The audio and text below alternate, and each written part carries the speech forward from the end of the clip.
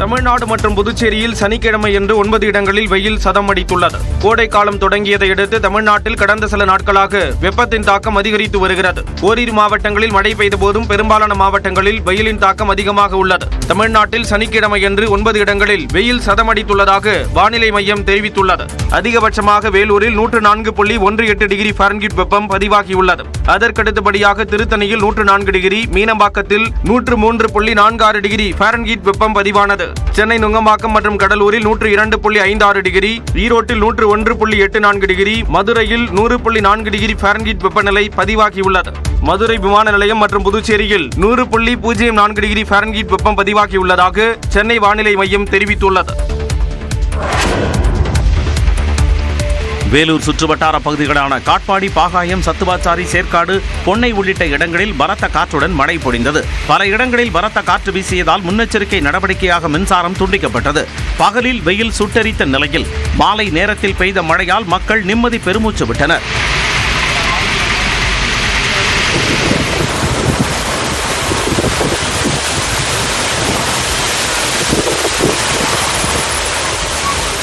திருப்பத்தூர் மாவட்டம் வாணியம்பாடி சுற்றுவட்டாரத்தில் மழை பொழிந்தது. கொடையாஞ்சி, அம்பலூர், சிக்கனாங்குப்பம், பெரியபேட்டை, தேவஸ்தானம் உள்ளிட்ட பகுதிகளில் இடியுடன் கனமழை பெய்தது. ஒரு சில இடங்களில் ஆலங்கட்டி மழை பெய்தது.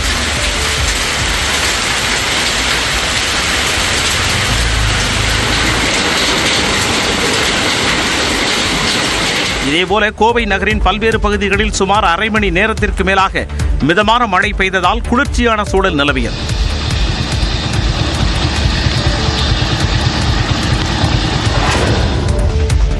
தமிழில் பெயர் பலகை இல்லாத நிறுவனங்களுக்கு அடுத்த மாதம் முதல் 2000 ரூபாய் அபராதம் விதிக்கப்படும் என்று அமைச்சர் சாமிநாதன் தெரிவித்துள்ளார். திருப்பூரில் ஆட்சியர் அலுவலகம் அருகே புதிதாக அமைக்கப்பட்டுள்ள அரசின் அச்சக கிளையை அமைச்சர் சாமிநாதன் திறந்து வைத்தார். அப்போது செய்தியாளர்களிடம் பேசிய அவர், தமிழில் பெயர் பலகை அமைக்காத நிறுவனங்களுக்கான அபராத தொகை 50 ரூபாயிலிருந்து 2000 ரூபாயாக உயர்த்தப்பட்டுள்ளதாக கூறினார். கொஞ்சம் கால அவகாசம் கொடுக்கப்பட்டிருக்கிறது. வணிகர்களுக்கெல்லாம் அவருடைய பெயர் பலகை அவர்களாகவே அரசினுடைய வழிகாட்டுதலோடு அமைத்துக் கொள்வார்கள் என்ற நம்பிக்கையில அவர்களுக்கு கால அவகாசம் கொடுக்கப்பட்டிருக்கிறது. இனி அது மே மாதத்திலிருந்து நிச்சயமாக மேலும் விரைவுபடுத்தி ஒரு விழிப்புணர்ச்சியை ஏற்படுத்தி இன்றைக்கு அந்த பெயர் ஒழுங்காக சரியாக எழுதுவதற்கான அரசின் வழிகாட்டுதலோடு எழுதுவதற்காக தமிழிலே இருக்கக்கூடிய வகையில் இடம்பெறுவதற்கான வாய்ப்பை உருவாக்கும்.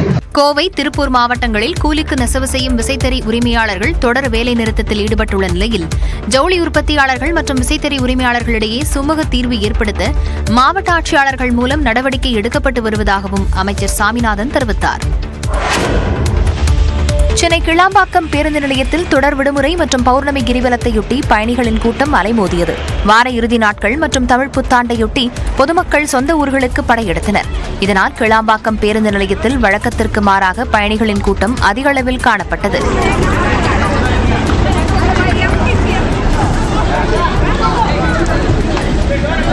கடலூர், நாமக்கல், அரியலூர், திருச்சி உள்ளிட்ட பல்வேறு மாவட்டங்களுக்கு சிறப்பு பேருந்துகள் இயக்கப்பட்டன. கிரிவலத்தை முன்னிட்டு திருவண்ணாமலைக்கு மட்டும் 480 சிறப்பு பேருந்துகள் இயக்கப்பட்ட நிலையில் திருவண்ணாமலை மற்றும் தென் மாவட்டங்களுக்கு செல்லும் வாகனங்களால் பாலாற்று பாலத்தில் கடுமையான போக்குவரத்து நெரிசல் ஏற்பட்டது.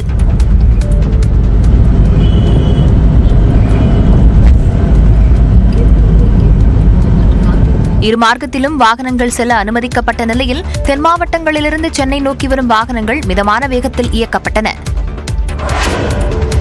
தெய்வங்களுக்கு செருப்பு மாலை அணிவது சனாதன தர்மத்தை மலேரியா கொசுவுடன் ஒப்பிட்டு பேசுவது என கம்பன் காட்டிய பாதையை சிலர் அழிப்பதாக ஆளுநர் RN ரவி கூறியுள்ளார். மதுரையில் தனியார் கல்லூரியில் நடைபெற்ற விழாவில் பேசிய ஆளுநர் RN ரவி, அண்மையில் அரசு துறையைச் சேர்ந்த ஒருவர் பெண்களை கொச்சைப்படுத்தும் வகையிலும் தரக்குறைவாக பேசியுள்ளதாக அமைச்சர் பொன்முடியின் பெயரை குறிப்பிடாமல் கூறினார்.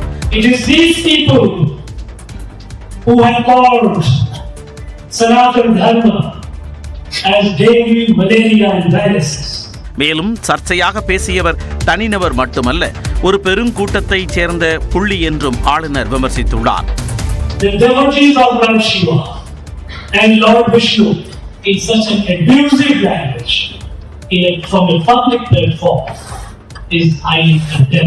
இதனிடையே மேடையில் ஜெய் ஸ்ரீராம் என முழங்கிய ஆளுநர் RN ரவி மாணவர்களையும் முழங்க அறிவுறுத்தியது சலசலப்பை ஏற்படுத்தியது.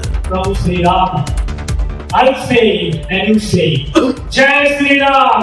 Jai Sri Ram. Jai Sri Ram. Jai Sri Ram. Jai Sri Ram. Jai Sri Ram.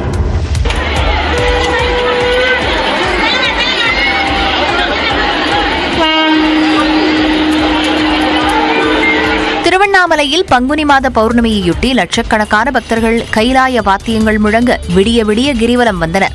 Tiruvannamalai Annamalaiyar கோயில் தீபமலையை சுற்றி பக்தர்கள் ஒவ்வொரு பௌர்ணமி தினத்திலும் கிரிவலம் வருவது வழக்கம். அந்த வகையில் பங்குனி மாத பௌர்ணமியை முன்னிட்டு பல்வேறு மாவட்டங்களிலிருந்து வந்த லட்சக்கணக்கான பக்தர்கள் கைலாய வாத்தியங்கள் முழங்க அண்ணாமலையாருக்கு அரோகரா, உண்ணாமலை அம்மனுக்கு அரோகரா என பக்தி கோஷமிட்டு பௌர்ணமி ஒளியில் கிரிவலம் மேற்கொண்டனர். சாமி கும்பிட்டு போனோம்னா ஒரு நல்லது ஏதாவது நடக்குது. நம்மளுக்கு கூட்டம் ரொம்ப அதிகமா இருக்கு. ஃபர்ஸ்ட் விட இப்ப கம்பேர் பண்ணும்போது ஸ்டார்டிங்ல அதிகமா சுத்த மாட்டாங்க. சித்ரா பௌர்ணமி அப்பதான் அதிகமா இருக்கும். இப்போ நார்மல் பௌர்ணமியே ரொம்ப அதிகமா தான் இருக்கு. கிரிவலம் வந்த பக்தர்களுக்கு திமுக சார்பில் அமைச்சர் ஏவா வேலு இனிப்புடன் கூடிய கலவை சாதங்களை அன்னதானமாக வழங்கினார்.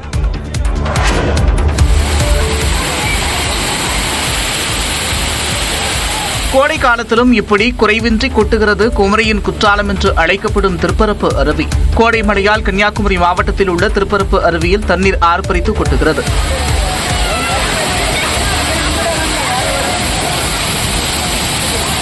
இதனால் வார விடுமுறையை குறுகுறுவென கொண்டாட திருப்பரப்பு அருவியில் ஏராளமானோர் குடும்பத்துடன் குவிந்துள்ளனர்.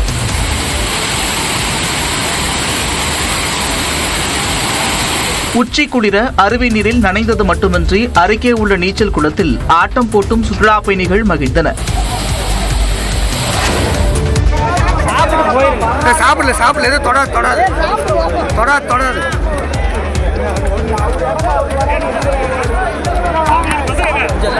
கோயம்புத்தூர் வெள்ளியங்கிரி மலை கோயிலில் அன்னதான கூடத்திற்குள் புகுந்த யானை அட்டகாசம் செய்த காட்சிதான் இது. கோயில் வளாகத்தில் தனியார் சார்பாக தற்காலிக சமையலறை அமைக்கப்பட்டிருந்தது. அப்போது உணவு தேடி வந்த யானை ஒன்று அன்னதான கூடத்திற்குள் புகுந்தது. இதனால் அங்கிருந்தவர்கள் அலறினர்.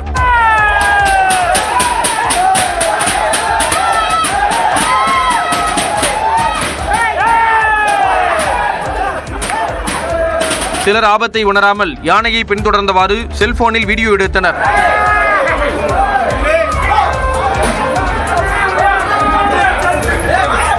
கடந்த 3 நாட்களாக இப்பகுதியில் சுற்றித் திரியும் யானையை வனத்திற்குள் அனுப்ப நடவடிக்கை எடுக்க வேண்டும் என பக்தர்கள் கோரிக்கை விடுத்துள்ளனர்.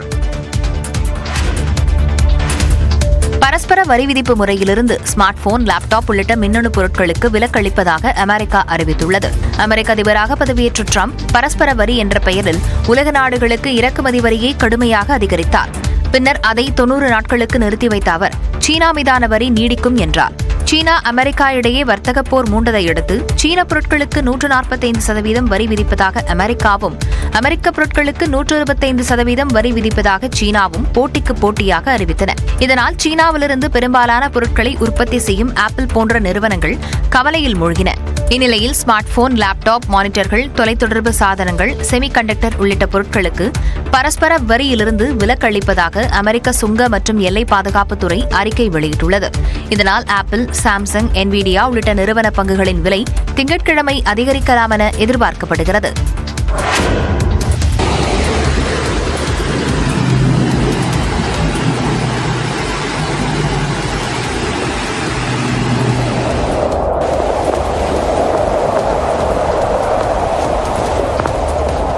ஸ்பெயினின் கேனரி தீவில் ஏற்பட்டுள்ள கடுமையான வெள்ளப்பெருக்கின் காட்சிதான் இது.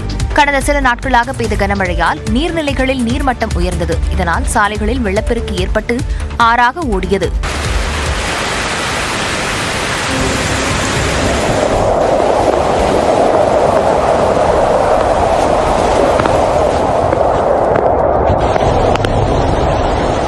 வாகன ஓட்டிகள் சாலையில் பயணிக்க முடியாமல் அவதியடைந்தனர். சுரங்கப்பாதைகளில் வெள்ளநீர் தேங்கியது. தாழ்வான பகுதிகளை நோக்கி ஓடிய மழைநீர் குடியிருப்பு பகுதிகளையும் சூழ்ந்ததால் பொதுமக்கள் அவதியடைந்தனர்.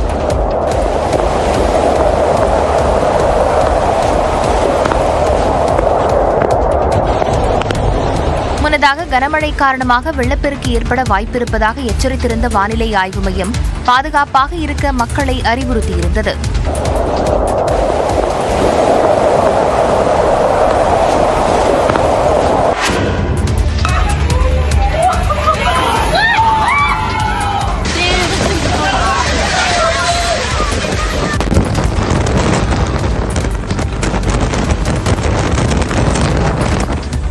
சீனாவில் கடுமையான பனி, புழுதி புயல் மற்றும் சூறாவளி காற்றால் பொதுமக்களின் இயல்பு வாழ்க்கை முடங்கியுள்ளது.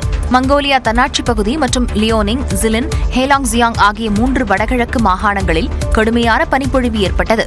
வானிலை ஆய்வு மையம் பனிப்புயலுக்கான மஞ்சள் எச்சரிக்கையை விடுத்துள்ளது. நகரின் பெரும்பாலான கட்டடங்கள், சாலைகள் வெண்பனியால் மூடிய நிலையில் பொதுமக்களின் இயல்பு வாழ்க்கை பாதிக்கப்பட்டது.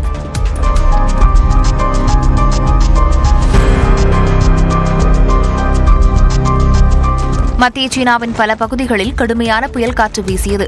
காற்றின் வேகம் 117 கிலோமீட்டர் வரை இருந்ததால் பெய்ஜிங், ஷாங்ஸி, ஹெனான் ஆகிய மாகாணங்கள் கடுமையாக பாதிக்கப்பட்டன. 200க்கும் மேற்பட்ட மரங்கள், வாகனங்கள், மின்கம்பங்கள் சேதமடைந்தன.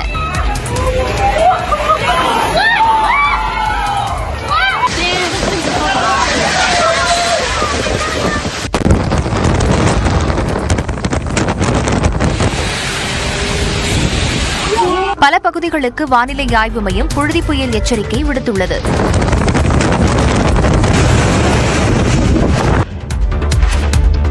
பஞ்சாப் அணிக்கு எதிரான ஐபிஎல் போட்டியில் கடினமான இலக்குடன் களமிறங்கிய ஹைதராபாத் அணி 8 விக்கெட் வித்தியாசத்தில் அபார வெற்றி பெற்றுள்ளது. ஐபிஎல் தொடரின் 27வது போட்டி ஹைதராபாத்தில் நடைபெற்றது. இதில் பஞ்சாப் கிங்ஸ், சன்ரைசர்ஸ் ஹைதராபாத் அணிகள் பலப்பரீட்சை நடத்தின. டாஸ் வென்று பேட்டிங் தேர்வு செய்த பஞ்சாப் அணி 20 ஓவர்களில் 6 விக்கெட்டுகளை இழந்து 245 ரன்களை குவித்தது. இதில் பிரியான்ஸ் ஆர்யா 36 ரன்களும், பிரப்சிம்ரன் சிங் 42 ரன்களும் எடுத்தனர். ஆரம்பம் முதலே அதிரடியாக ஆடிய ஸ்ரேயஸ் ஐயர் 36 பந்துகளில் 6 சிக்ஸர், 6 பவுண்டரிகளை விளாசி 82 ரன்கள் குவித்தார். ஹைதராபாத் அணியில் ஹர்ஷத் படேல் 4 விக்கெட்டுகளும், இஷான் மலிங்கா 2 விக்கெட்டுகளையும் எடுத்தனர். பின்னர் 246 ரன்கள் எடுத்தால் வெற்றி என்ற மிகப்பெரிய இலக்குடன் ஹைதராபாத் அணி களம் இறங்கியது. அபிஷேக் சர்மா, டிராவிஸ் ஹெட் தொடக்க முதலே சிக்ஸர், பவுண்டரிகளை விளாசி முதல் விக்கெட்டிற்கு 171 ரன்கள் சேர்த்தனர்.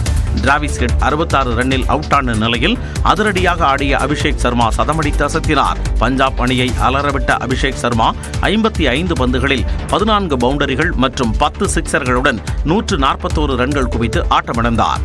இறுதியில் 9 பந்துகள் மீதமிருக்க 18.3 ஓவரிலேயே 2 விக்கெட்டுகள் இழப்பிற்கு 247 ரன்கள் எடுத்து அபார வெற்றி பெற்றது.